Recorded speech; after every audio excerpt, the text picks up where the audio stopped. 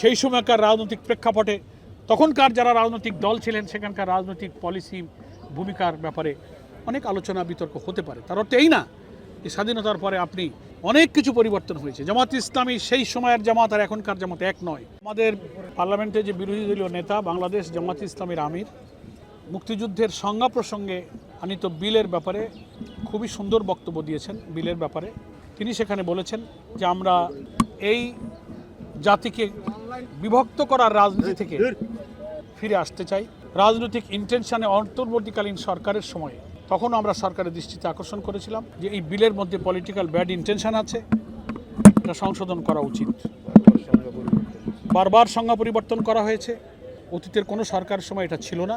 এটা দেশের মানুষকে বিভক্ত করার রাজনীতিতে যে অপশক্তি তৎপর আছে তাদেরই অপতৎপরতার ফল হিসেবে এটাকে এইভাবে রাখা হয়েছে। আমরা এ ব্যাপারে অত্যন্ত গঠনমূলক দায়িত্বশীল ভূমিকা রেখে জাতীয় সংসদে আমাদের বিরোধী দল নেতা বক্তব্য রেখেছেন। আমরা মনে করি জাতীয় সংসদে যারা ট্রেজারি বেঞ্চে আছেন সবাই একথা কালকের সমাপনী দিনেও বক্তব্য রেখেছেন যে বাংলাদেশের কেন সারা দুনিয়ার ইতিহাসে রাজনীতিতে বহু বিতর্কিত আলোচনা বক্তব্য থাকতে পারে। স্বাধীনতার 50-60 বছর পরে সেই জাতি যদি কোনো পুরাতন কোনো বিষয়কে নিয়ে বিতর্ক এবং জাতিকে বিভক্ত করে সে জাতি কোনোদিন এগিয়ে যেতে পারে না। এবং আমাদের আমির জামাত বলেছেন ইতিহাসকে নিয়ে পড়ে থাকলে আমরা কোনোদিন ইতিহাস তৈরি করতে পারবো না। সেজন্য আমাদের পরে স্বাধীন হওয়া পৃথিবীর বহু দেশ আমাদের চেয়ে অনেক উন্নত হয়েছে। মালয়েশিয়া, সিঙ্গাপুরের মতো দেশ তারা আমাদের পরে স্বাধীন হয়েছে, কিন্তু আমরা শুধু এই দেশে জন্ম নেওয়া লোক যাদের স্বাধীনতার পরে জন্ম। আজকে পার্লামেন্টে যারা এমপি হয়েছেন আমাদের তার অধিকাংশই বয়সে তরুণ, এই জন্মভূমিতে স্বাধীনতার পরে জন্ম। আপনি তাকে স্বাধীনতা বিরোধী বলবেন, আলবদর বলবেন, রাজাকার বলবেন, জনগণ তো হাসে।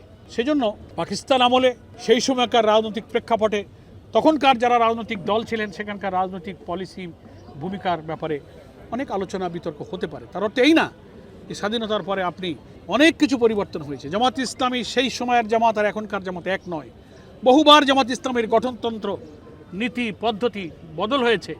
আমাদের জামাতের গঠনতন্ত্র পড়ে দেখবেন, ভূমিকাতেই রোকন হওয়ার শর্তের মধ্যে আমরা বলেছি মহান মুক্তিযুদ্ধের বীর মুক্তিযোদ্ধাদের এই লড়াই সংগ্রামকে আমরা শ্রদ্ধার সাথে ধারণ করেছি, স্মরণ করেছি। জামাত ইসলামের সদস্য পদ লাভ করতে গেলে এদেশের স্বাধীনতার সার্বভৌমত্ব রক্ষায় আত্মত্যাগের স্বীকৃতি না দিলে তিনি এদের সদস্য হতে পারেন না।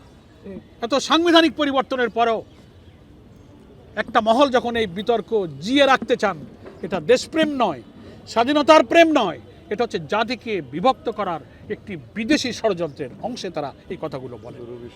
এই দুরভিসন্ধি থেকে জাতিকে বেরিয়ে আসতে হবে। আমি মনে করি আমাদের এগোবার সময় আছে। জাতির মধ্যে একটা ন্যাশনাল কনসেনসাস তৈরি হোক। আমরা এই বিষয়ে এখানেই সমাধান করে ফেলা উচিত, যেটা গতকালকের পার্লামেন্টে সমাপনী দিনে স্বরাষ্ট্রমন্ত্রী, প্রধানমন্ত্রীর বক্তব্যে, আমাদের বিরোধী দলীয় নেতার বক্তব্যে একই সুর আমরা দেখলাম প্রতিধ্বনিত হয়েছে যে আমরা এখন সামনে যেতে চাই এবং সামনে চলতে হবে। তাহলেই আমরা নতুন প্রজন্মকে একটা নতুন ইতিহাস দিয়ে যেতে পারবো।